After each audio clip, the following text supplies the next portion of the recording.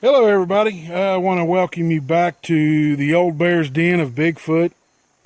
We appreciate everybody coming in, and tonight we're going to do a little bit of maybe some calls, maybe stuff like that. We'll try to get some of that in there for the video and see if we catch anything. And tonight we're going to, everybody's been asking a bunch of questions about some of the videos, and we want to talk about some of the videos that we've had. And there's also something that's really starting to bother me because I'm the one that has to answer all the emails. And I try to get to everybody's comments. But there's a problem. Whenever someone comes on and you start making derogatory comments about me or the people or someone, my wife or my buddy, that helps us out a lot, lets us come out to his place and do investigations, and he goes with us on interviews, and we go other places when we get a chance to go somewhere else and investigate a story. He's always with us. He's our well, let's just call him our muscle. So he's my backup. He's been my friend for almost 30 years. I don't worry about anything whenever, if the situation came to it, that I would have to tell him to get my wife out of there and me and stay and do whatever I have to do.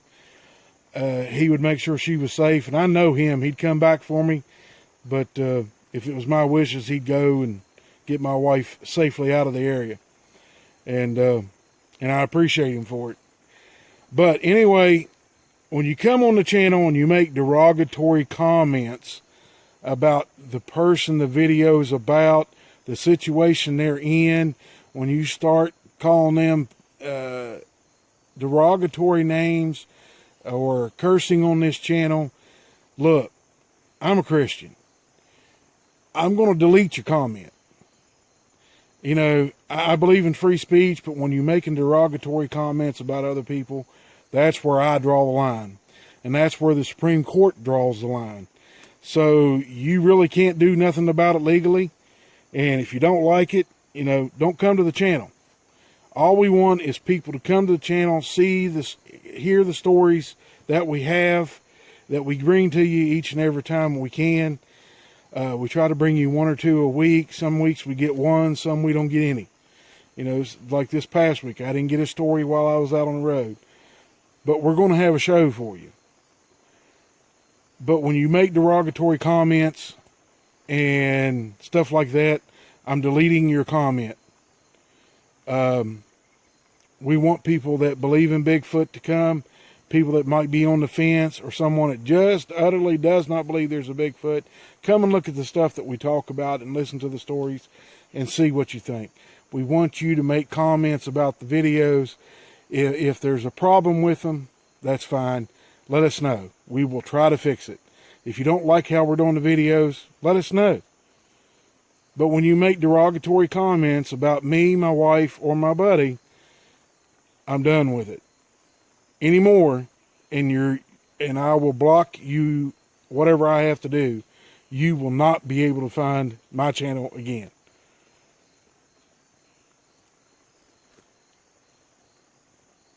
So let's give you a little surprise here at the beginning. Everybody's been wanting to see me and my wife, and somebody made a comment, do it Bigfoot style. Well, this is what you're going to get. So hold on, guys.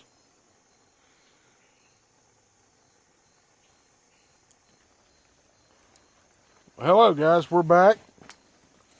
We gave you a little shot of, I hope everybody's satisfied with it.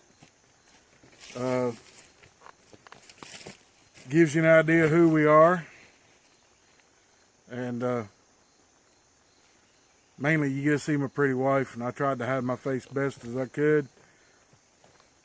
I hope it didn't scare no one. Anyway, we're here, the three of us are here tonight. Like I said earlier, we're going to have a little talk, fireside talk, and see where we go with it.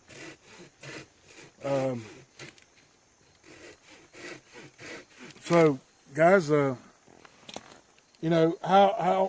what do you think about the thing about the derogatory comments and stuff like that?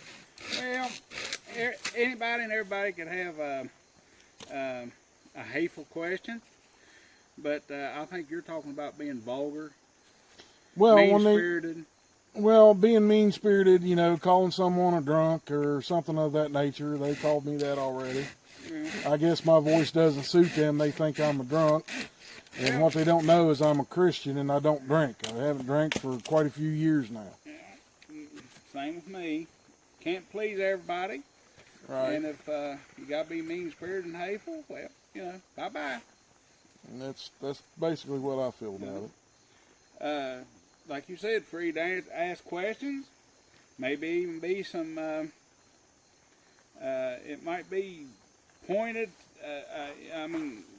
pointed in a direction that might be harsh, but it's a good question. But you don't have to be vulgar about it. Right.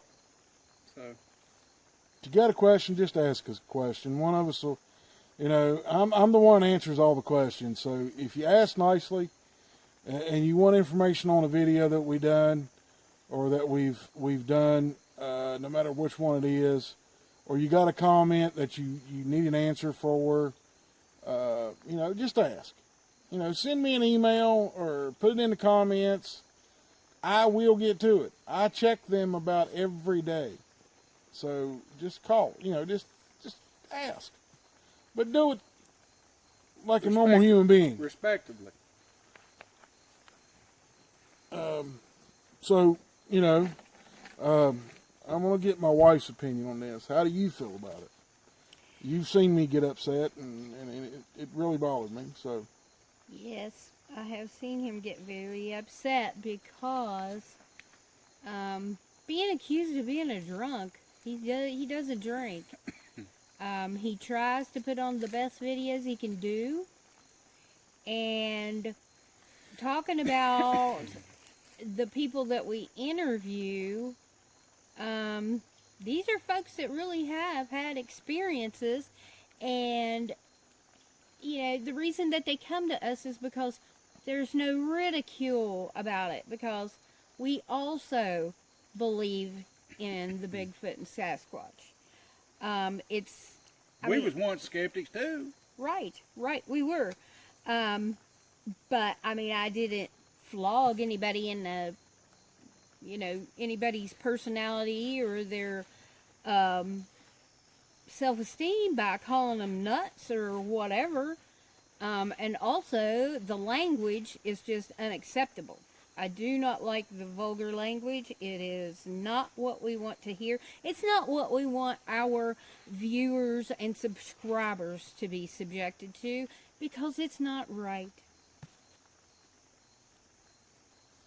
well, you have a lady's take on it now. So, you know, we're going to get off that subject. We're going to leave it alone. I think we've talked about it long enough. Everybody's got an opinion, and that's ours. So, you know, well, ladies and gentlemen, what we want to do with the rest of this video is we want to kind of give you a little insight on, you know, what to look for in the woods. And we're going to do an evidence video, and when we do the evidence video, we're going to talk about it, and we're going to show you the stuff that we're going to talk about this evening. We're going to show you the tree breaks. We're going to show you the X's. We're going to show you hides that the Bigfoot have made, things of that nature. And we want y'all to be able to know about this. So if you go out in the woods, out in the state forest, you're out there hiking, or in the national forest hiking around, and you know, you're doing camping like on the Appalachian Trail or something of that nature, you know, stuff that's outdoors. You know, a lot of people that made the derogatory comments may have, you know, they've probably never been outside of the city, probably never been out of, you know, maybe been in a city park, never been out in the deep woods. Now, where we're at, we're not in the deep woods. I mean, I wouldn't call it deep woods.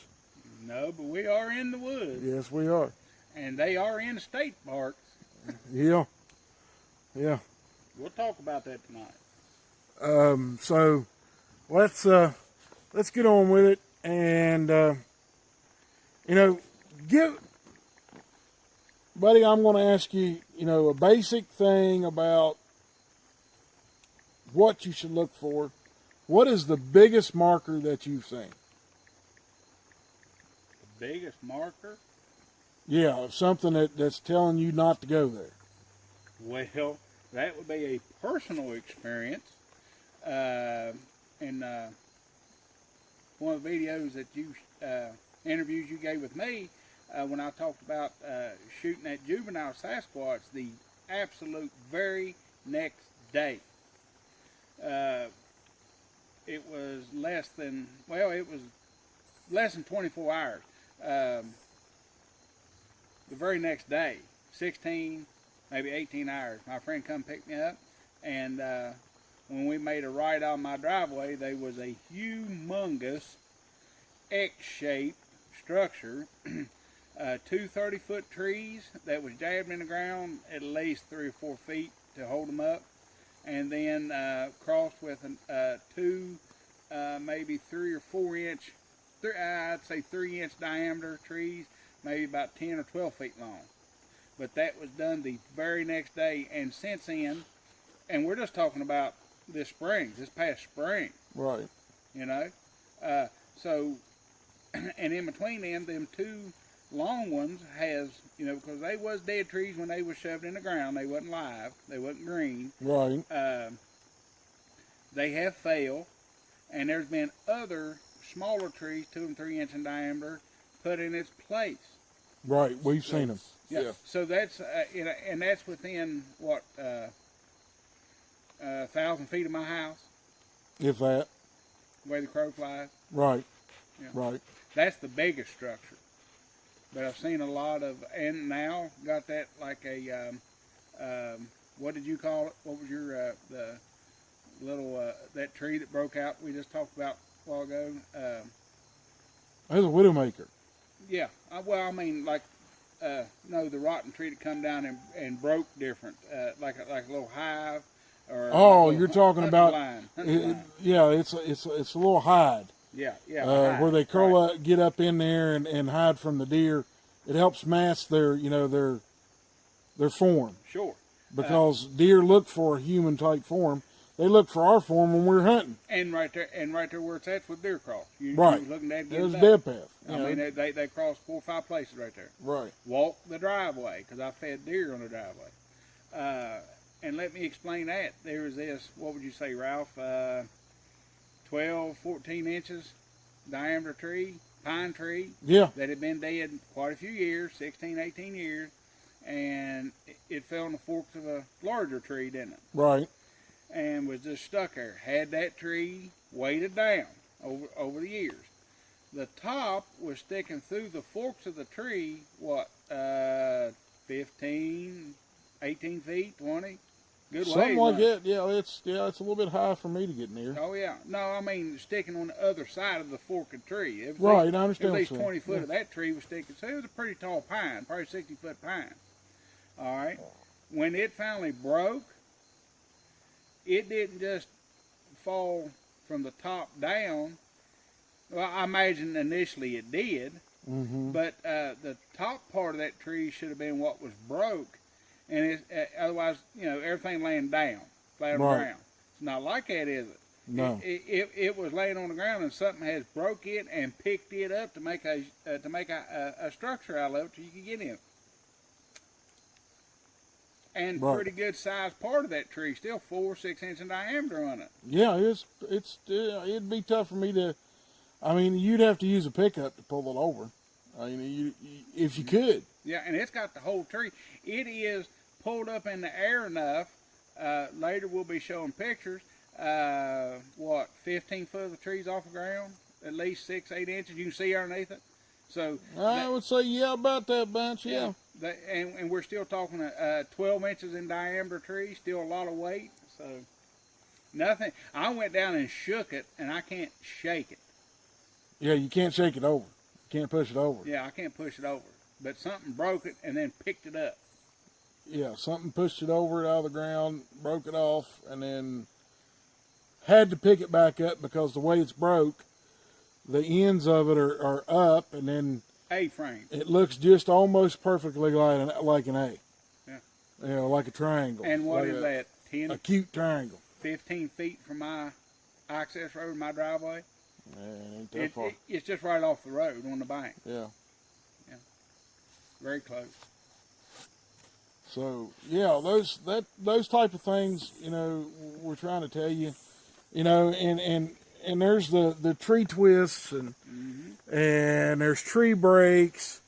You know, nobody understands exactly what they mean, but what I'm talking about, a tree twist, is when you take a tree and you can take a little tree and just twist it Like in your licorice. hands. Like licorice. Yeah, take a piece of licorice.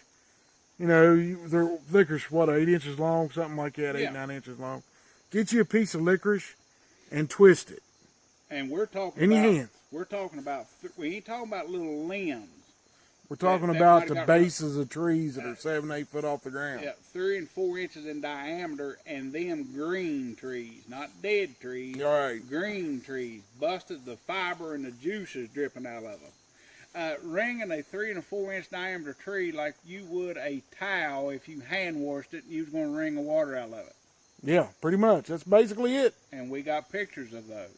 Yeah. Long dead or, you know, not too long dead trees. Leaning up 3 and 4 in another tree is another Sasquatch sign that they're in that area. Yeah. You know, when you got a dead tree and you got a rotten root ball, it happens. The tree rots off at the root. Wind blows, finally blows it over, right? right, usually on the ground. But right, and then well, it can blow them up in a tree if it's close to it. But when you look around and that tree and its root ball is nowhere in the vicinity, where'd that come from? How can you pick up a 20-foot long dead tree? I mean, you just can't do it. And carry it and manipulate it in the woods without tearing up the leaves. And you know, you just, 1, 2, 3 humans can't do that. No. Not something that's just recently, you know, even if the tree's completely dead, you know, it's rotted out inside. Still Picking heavy. up something like that, it's going to be soaking wet. It's going to be, you know, still have the juice and stuff in the tree. Still heavy. And that makes them heavy. And you can't, and even if one person in my prime, probably yours too, if it was laying on the ground, if it's just about 20 foot long and dry, we could probably picked it up. Yeah. We could have moved it. But that's all. Not picking it up lengthways and maneuvering it like you would a hot dog, you know, a bonfire Winnie roast stick. Right. No, ain't happening. But, you know, the thing of it is, when you start seeing these things, say you go out somewhere to scout a new territory, or your old territory where you've been out hunting, or you go out there and start walking around. Just hiking. Yeah. Just, you know, even if you go out there and just go for exercise. Why we're telling you this is we're trying to warn you of Bigfoot. When you see these things, I'm not saying every Bigfoot in the world is mean. I'm not saying that. But I am saying that there is more than enough of them That has been aggressive, yes, sir. that are aggressive to people, and people have disappeared. We are trying to save everybody from getting harmed. Broken arms, broken legs, broken neck, you're done. If you're out somewhere deep in the woods and you got a broken leg, and the Bigfoot breaks your leg, he done it for a reason. He doesn't want you getting very far, because that way he can come back and finish you off. And I mentioned this before on another video, and this can be researched. Now the state and the government does try to hide information, but if you go digging, you will find it. There is thousands of people. I mean, I ain't talking about across the United States. I'm talking in each national park, like Yellowstone, big parks, okay? Thousands of people comes up missing every year in each one of these parks. And when I say disappearing, I ain't mean going for 3 or 4 weeks and they find them, and maybe they like he said, maybe they tripped and fell and broke it. We're talking about 100% not a piece of clothing, not a cell phone signal. They disappeared off the face of the earth. Well, we do have mountain lions. Right. There is cougars, and whether they want to tell you the truth, they are jaguars, black jaguars. They eat, okay, but Sasquatch does too. Yeah, not everything. We're not saying everything that happens to people is Bigfoot. No. What we're saying is that there's enough reports from the time that the pilgrims came over here and before they came over, through the Indians, through every tribe of Indians that was across the U.S., there is enough reports from the time that they were able to, they give their reports in language. It's handed down from generation to generation. Yeah, some of them might get that stuff added to them to make them more, scarier for the kids. But the Indians also done cave drawings, and they've drawn these things. Right. They've seen them. It's in their history. There's enough of reports that these things can and will be aggressive towards humans. This is why we're telling you about the X's, the tree breaks, and stuff. And here's something we forgot to tell you. If you're sitting in the woods or you're walking through the woods and you stop and sit down and grab you a bottle of water and start drinking your bottle of water, and the only thing you hear is you drinking that water, there's something there besides you. Yeah, there's a predator in the woods. Now, the woods might get quiet for a little bit, but when you sit there 5 or 10 minutes, you should be hearing birds. You should be hearing chipmunks. Crickets, chipmunks. You ought to hear something. When it is definitely quiet, that you don't hear nothing, maybe but the wind. You got a predator around you. Yes, I'm not sir. saying it's Bigfoot. I'm saying it's a predator. It's definitely a predator. Right. And if it's a Bigfoot, it can sneak up on you. There's a lot of Bigfoot, researchers out there. They've had Bigfoot sneak up to them and touch them on their shoe, touch them on their leg, or touch them on their back. In a tree stand, even. Yeah. Yeah, hunters. It's quiet, and they can move. They are the ninja of the woods. Yeah. Yeah, they can sneak up on you, and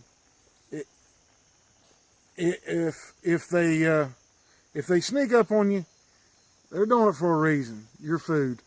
Mm-hmm. Now, 90% of the time, you'll never see one. Right. Especially when you ain't looking for them.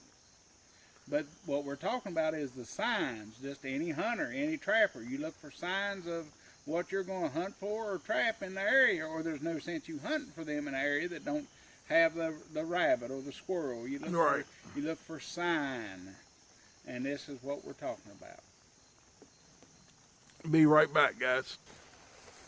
All right, sorry about that, guys. We had to take a little break to, as you can see the smoke coming up in front of the camera, we had to check on our food and get it going. Anyway, guys, like I was saying, we do this because we worry about y'all's safety. Yeah, we deal with Bigfoot on a different basis than anyone else. A buddy here, he deals with, them coming around. They've not been around for a while, but now it looks like we're starting to see more activity from them. So, I actually have gifts. Let's tell them about the gift we got. Oh, yeah. Go ahead. Tell us about the gift. Right here where we're cooking, bonfire. Are you going to show them what we're eating? Well, no. They don't. No. That's my food. Your food. They be wanting us to come and help them cook it. Well, but we're definitely going to eat it. Oh, yeah. We're going to eat. We just talked about this, about a month ago? Uh-huh. Maybe 6 weeks. That,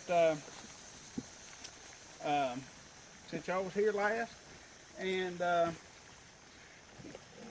before that was about what was it, a week before or 2 weeks in between that time? Mhm. Anyway, right in front of where we're building a little bonfire, cooking, there was a, well, inch and a half in diameter beech limb. What, about 10 foot long, something like that maybe? 8, 10 Yeah. foot long. The closest beech, well, that was laid, and we got pictures of that, and the details on it. It was broke out of the limb somewhere, but nowhere close around our bonfire. There is a beech about 35, 40 feet, a small beech. And I looked all over it, and there's no limb broke out of it. So it was carried and put right in front of where we was having the bonfire quite often, like a gift. Because every time my dog barks, I got a lot of coyotes, got Sasquatch running around. Every time my dog barks in the middle of the night, I put about 2 or 3 rounds 12 gauge at it. So I've had them real close to the house. Right. He can tell you, he's walked around right here 50 feet of my house. Trees got a lot of buckshot in them, don't they? Yeah, they sure do. So that was a gift. You know, like I said, I had shot, definitely know that I hit a juvenile earlier this spring, and had some trouble a few months after that, and then it just quietened down. Nothing. Absolutely nothing. My dog never barked one time in 4 weeks, and then a couple times she did bark. When I come out and getting ready to start shooting, there was a cat out underneath the house. So there was no activity, and still not really none now, but there is signs over the hill that my dog does not have access to, can't see, showing they still here. Yeah. So maybe that was like a peace offering. And I also run that beach. I done a plant snap where you can look at the where it tells you what kind of leaf it is of what, you know. Right. Yeah, tree, you did you it. know, You looked it up. identification. You know what I Right. mean? And that Pacific beech is, those beech trees are way over in, I got 2 different kinds of beeches on me, is what I'm trying to say. Right. That type of beech is farther over the hill, like 400 or 500 feet from my house. So it was broke off somewhere and brung and gave as a gift. But here's the thing, though. Why we think it was gifted to him, you know, we were out here the Few big kid bonfires. over there loves marshmallows roasted. I can't say that I don't like them either, but I didn't eat none that night. He went through almost a whole bag of marshmallows, the big ones. Save 5, I didn't want to look bad. Say 500. No, I saved 5. You saved 5 out of the whole bag. Right. Okay. Right. Anyway, It's not gluttony if you do that. we picked on him there just for a little bit. You know, we can get by with that. We've known Sure. each other for That's fine. what, 30 years? Long time. And anyway, he used that one stick, and it had some of the marshmallow left on it. But the thing, and the stick that my wife used, it had some marshmallow left on it. Now, did you find those 2 sticks when you came back out the next day? No. And we've had coon. We've had different things. You know, we've been doing this right here at my house 39 years, okay? So Right. building bonfires in the front yard, okay? Yeah, coons will get into your marshmallow sticks, hot dog sticks.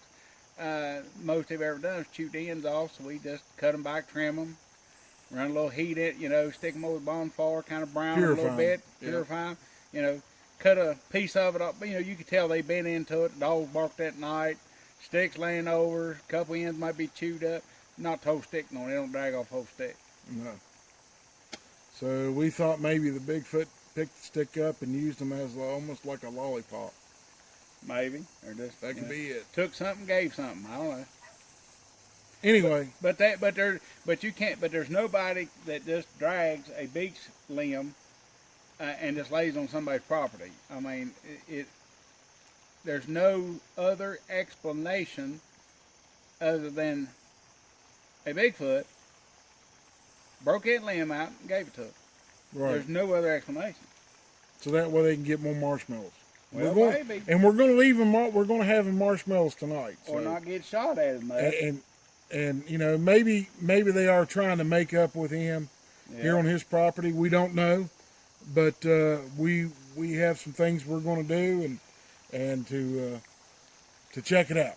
So you know, maybe everything will calm down and they'll come around, and I don't think they'll come up here and shake his hand, but I think they may have gotten the message over the years to respect him and to not cause problems, not come up and slap a house or throw stuff at your house or throw stuff at you and stuff like that.